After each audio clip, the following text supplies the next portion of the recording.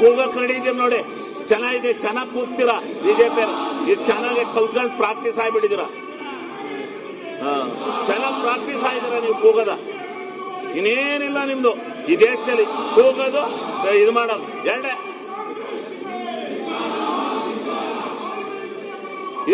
ನಾವು ನೋಡಿದ್ವಿ ಹಿಂಗೆ, ಇಂಥ ಕೆಟ್ಟ ಪ್ರವೃತ್ತಿ ನೋಡಿಲ್ಲ.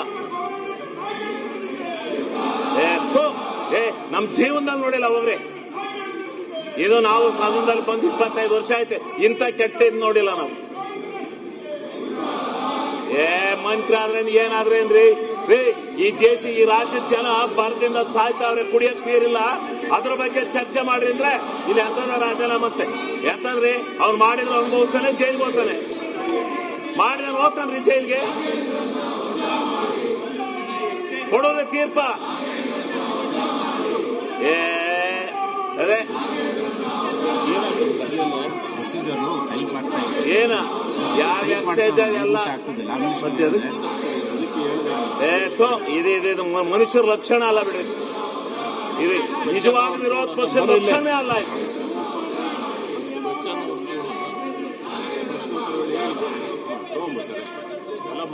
ಅದ್ರ ಬಗ್ಗೆ ಮಾತಾಡಲ್ಲ, ಸಿಗಾಕೊಂಡಾರಲ್ಲ, ಮಾಡಿರೋರು ಇವರೇ ಅಲ್ಲ. ಮಾಡ್ತೀರಿ KPSC ಯಾವುದು ಮಾಡಲ್ಲ.